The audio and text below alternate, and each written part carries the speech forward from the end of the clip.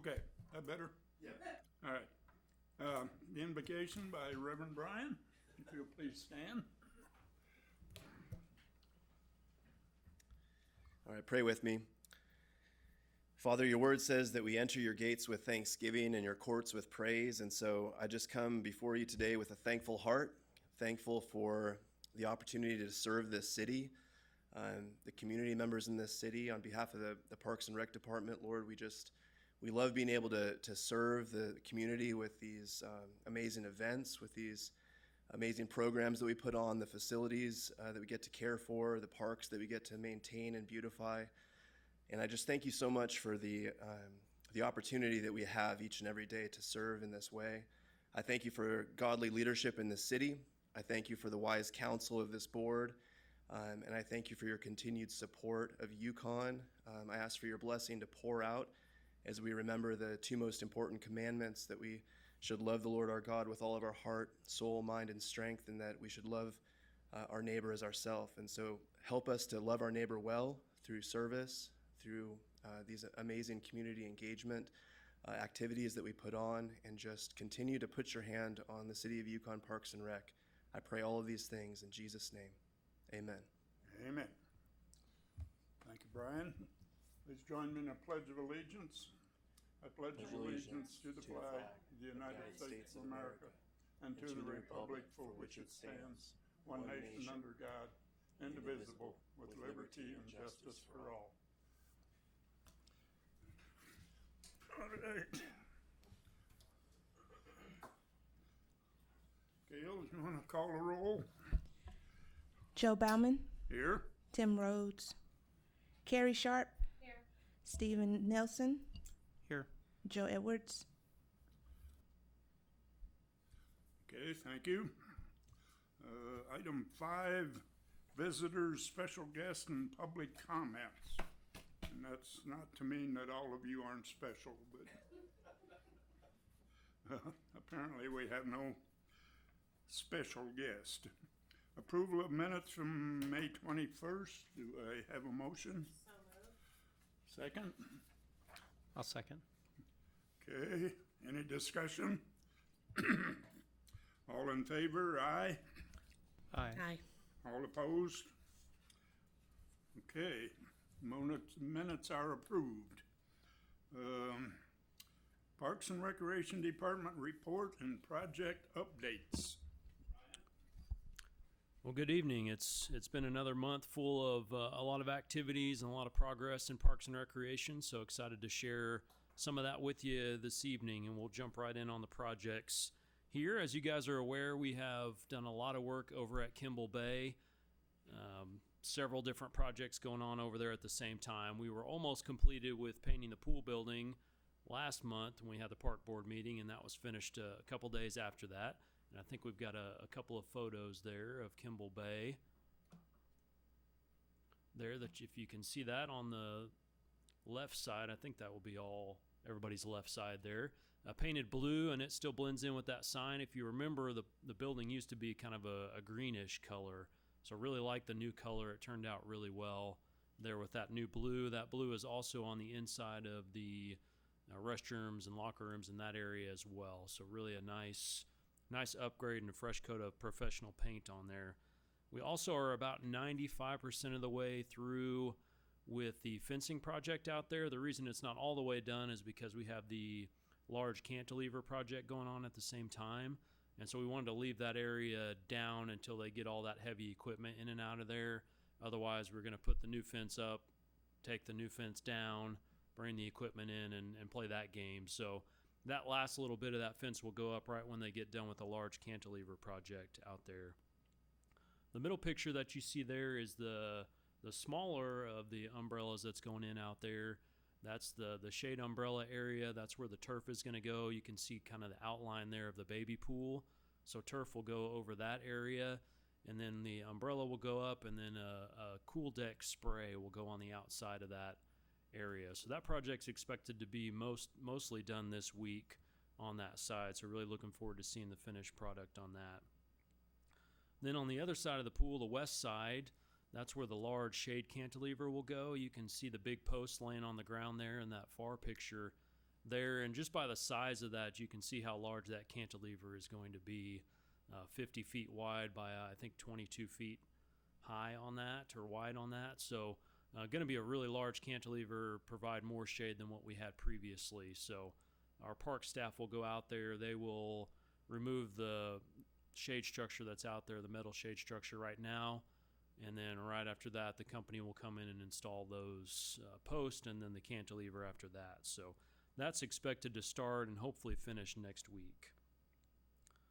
Also along the Kimball lines, we are almost done with the pool lights. We've got all the lights working in the pool except for one light that we're having some issues with pulling the electric wiring through. So that's something they're still trying to work through. We've got, I think, 6 of the 7 lights going, and then one of the lights we're still working on. So hopefully we'll be able to finish that up here in the near future. We also have a chemical area covering out there that we are in the process of working on as well. Going through the paperwork process and everything on that. They're going to put all new siding, new roof on there, and repaint that to match the main pool building as well. And then one of the last things that we'll do over there towards the middle of July is add the pool steps in there. That's going to make it more accessible and safer for people to get in and out of those pools. And that's expected to arrive in mid-July, so looking forward to that. Over at the Sunrise softball fields, we are in the final stages of paperwork and obtaining permits for the concrete and the fencing out there. And so we'll pour concrete that the new bleachers will sit on. We're going to change the fencing around the outside of some of the electrical areas out there. And then we are in the process of, or they are in the process of shipping us the new benches for the dugouts as well. So a lot going on out there as well. Over at the YCC, we are again in the paperwork process with the exterior repairs of that building. It will be a repair of the stucco, which if you walk in the front entrance of the YCC, you'll see the front area and the damage to the stucco there. So they will be working on that, and they'll be painting that when that's done as well. We are playing a game of waiting on some of our shade structures out in the parks. One of them will go in at Taylor Park, one will go in at Kimball. But with all this rain, it has caused a large delay in the company that installs those because they're not able to install concrete and that sort of thing when they've got a wet ground. And so we're just waiting on the scheduling of that. They've got the product in, everything they need to install it. We're just playing the waiting game right now until the weather cooperates and they can catch up on their projects.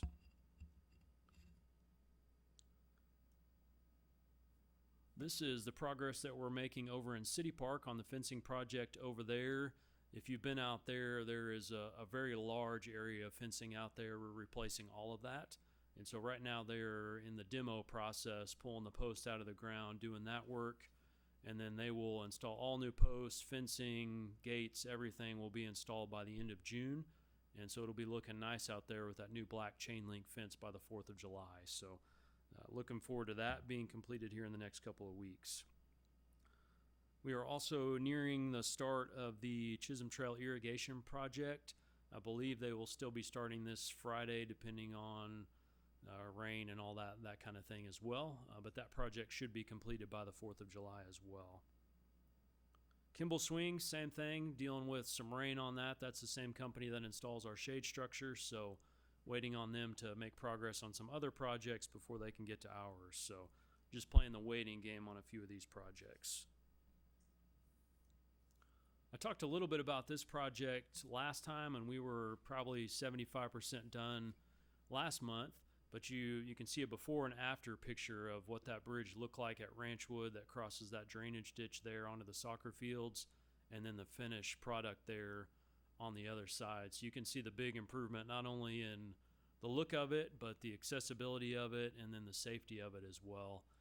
There was just opportunity, or I guess chances, risk of a kid falling through that on the side there. You can see on the left side. So we've got that sealed off now, and just a much safer, much better looking bridge that we've got going on out there. And this was all done by our park staff, so there was no outside contractors, anything like that. So you can see the talent of our park staff. They're doing all that work in-house, and I'm going to talk a little bit about that some more later on about what our our park staff has going on. Anybody have any questions on projects? Moving on to programs. Obviously, with it being pool season right now, we have a lot of aquatic programs going on, from swim lessons to swim team to water fitness classes. So a lot going on there. In terms of swim lessons, we have pretty much filled all of our June classes. So going really well there, but we do still have some opening in our July classes. So if anyone still looking for some swim lessons for their kiddos, we've got that going on in July, and they can sign up online for that. Our swim team this year has 52 participants, which is a great turnout for our swim team. They practice 3 times a week, and then they go to weekend swim meets and compete with other swim clubs across the state and in the metro area. So that's a fun program we have going on. We also have 58 participants in June in our water fitness classes, so that's always a really popular program we have going on within aquatics as well. Couple pictures here of kids camp. The first week of kids camp, we went on a field trip to the Oklahoma City Zoo, and so that's the pictures you see there of them out enjoying the zoo. And this is, I believe, from earlier this week at the Myriad Gardens. So each week they go on a field trip, and so get to have some fun traveling away from the YCC. First 2 weeks, we had over 50 campers in each week of kids camp. On the athletics side of things, we have a new Rising Champs Youth Athletic Camp that I talked a little bit about last time. They get an opportunity each week to try a different sport, whether it's tennis or pickleball, soccer, basketball, a variety of different sports they have going on out there doing that. And so I'm looking forward to seeing that grow as we move along in that, because I know kids really enjoy getting the opportunity to try a variety of different sports there. We had pitch hit and run a couple of weeks ago on the weekend. We had over 35 participants in that. If you're not familiar with that program, they get an opportunity to compete locally, and then if they do well enough here, then they go on to a higher level competition, and then eventually can actually compete at the World Series if they do well enough. So this is something that goes on across the country and obviously happens here in Yukon as well. I mentioned our wheelchair softball clinic. That is actually coming up this Saturday, so really looking forward to that. We have people signed up for that already, and I'm sure we'll have some day of participants that will show up there as well. And so really looking to grow on the adaptive sports side of things, and then hope eventually to be able to have an adaptive softball league going on here in Yukon as well. Believe it or not, we are actually approaching the youth flag football season, which will start in August. Sign-ups have started for that, and are obviously looking for participants for that, and we're always looking for volunteer coaches as well. So if you know of anyone that likes flag football or football in general, we're always looking for coaches, whether their kid participates or not. We're always looking for volunteer coaches for that, so spread the word on that. And the last thing with athletics that I'll mention, we had again an introductory tennis camp, and we had 23 participants in that. So have always had a solid turnout for our tennis camps that we've been running. These 3 photos here are from STEM at the Coop, at Jackie Cooper Gym. This has actually been one of our most popular programs this summer. We had sign-ups. We capped our classes at 30, and we've had to open up a new class for all 8 weeks of this because of how many sign-ups that we've had. So very strong interest in this. This is something that will definitely continue after this summer.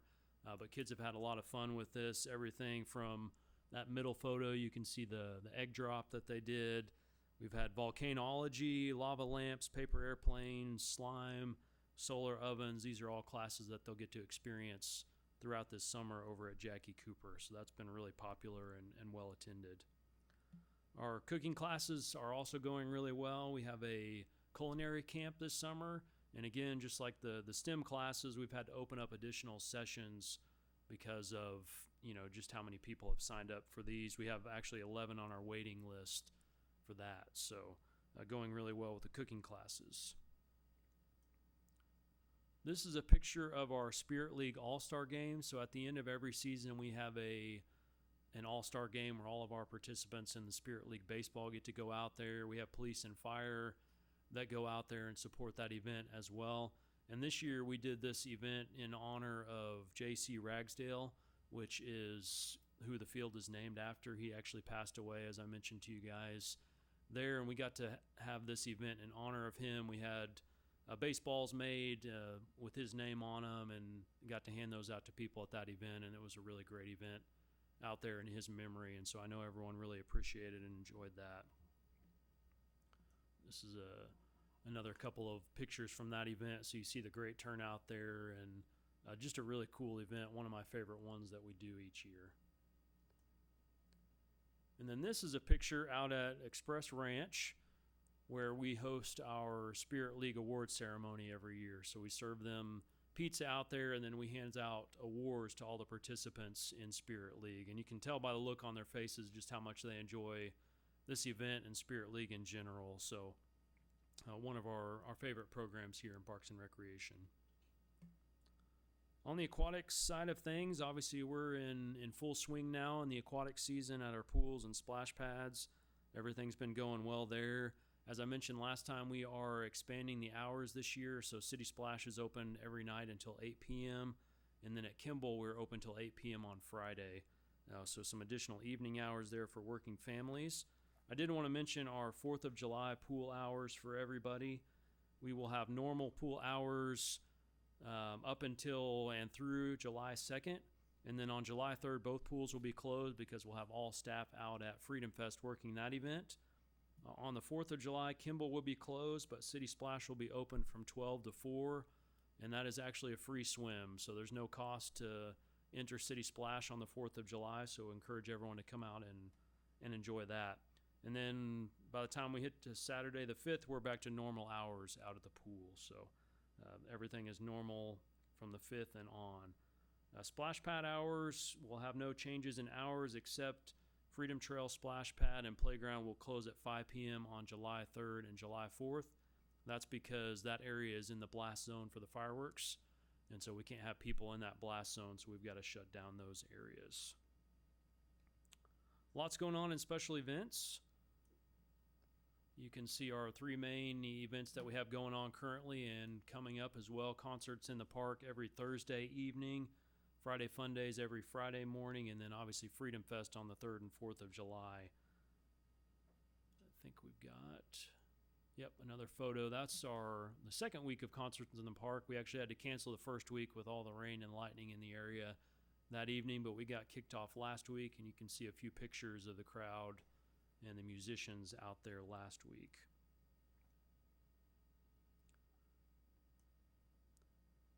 So up next, we've got a video of Friday Fun Days, a couple of videos actually. We had Touch a Truck for our first week of Friday Fun Days, and then we had Turtle Race for the second week. So Jerome is going to play us a couple of videos. Just click it.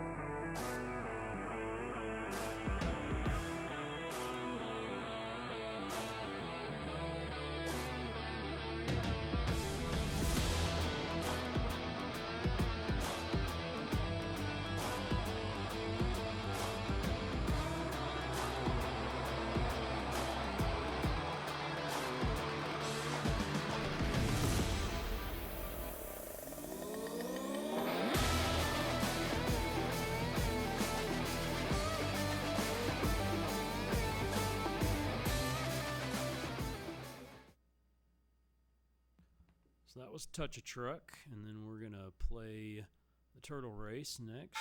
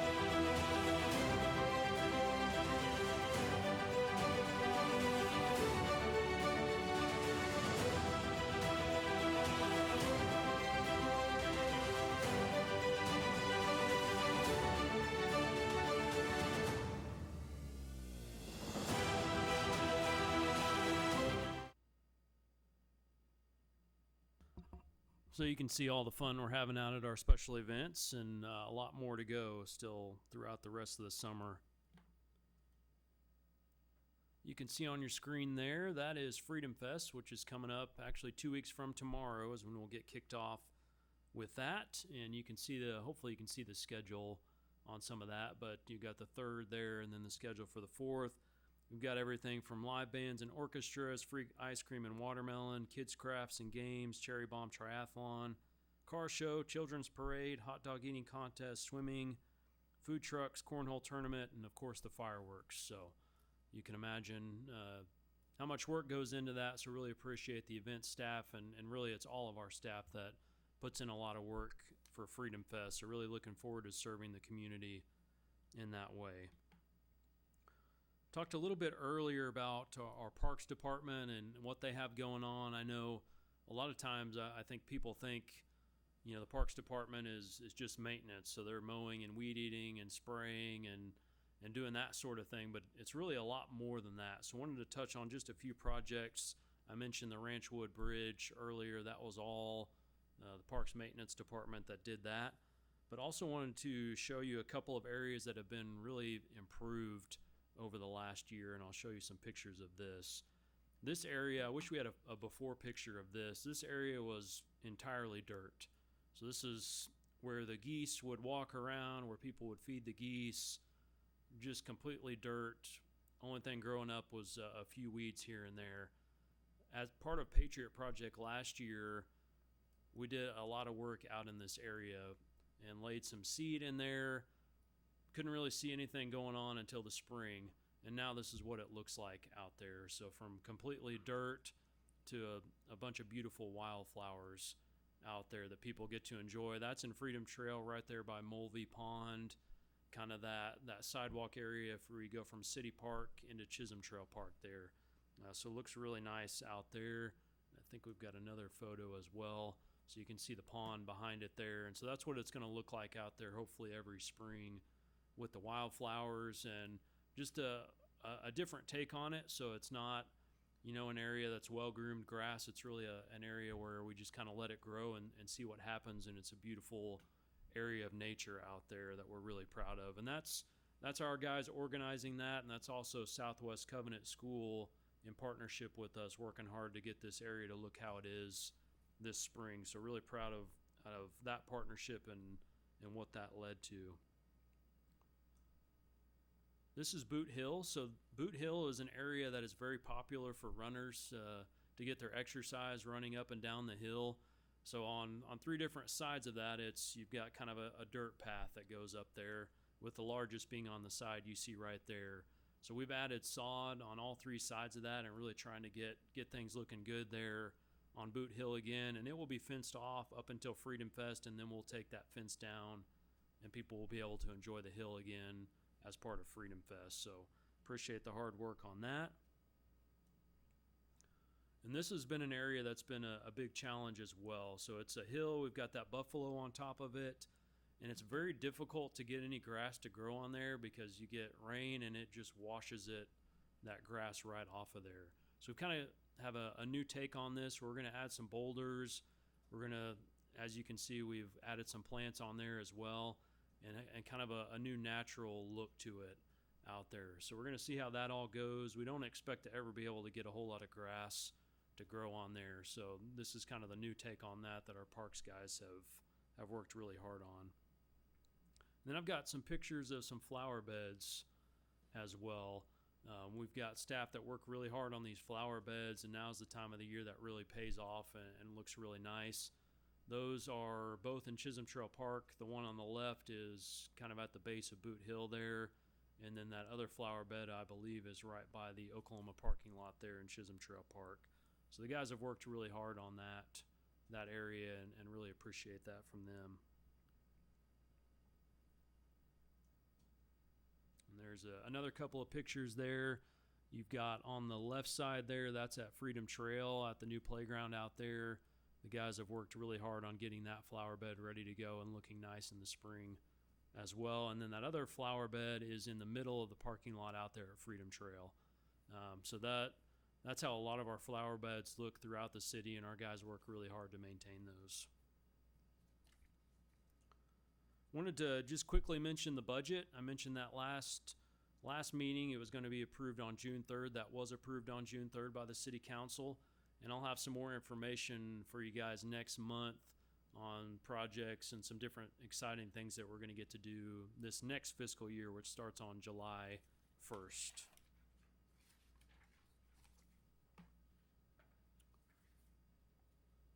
This is, again, just a direction for people. If they want to find more information about our department, you can go to yukonok.gov, or you can go to yukonok.gov/fun. But you can click on the Parks and Recreation tab there, get to our main page, and then on the left side there, you can go to all of our special events, our pools. You can find out about our programs, our parks, all that information that you'd like to know is on our website right there.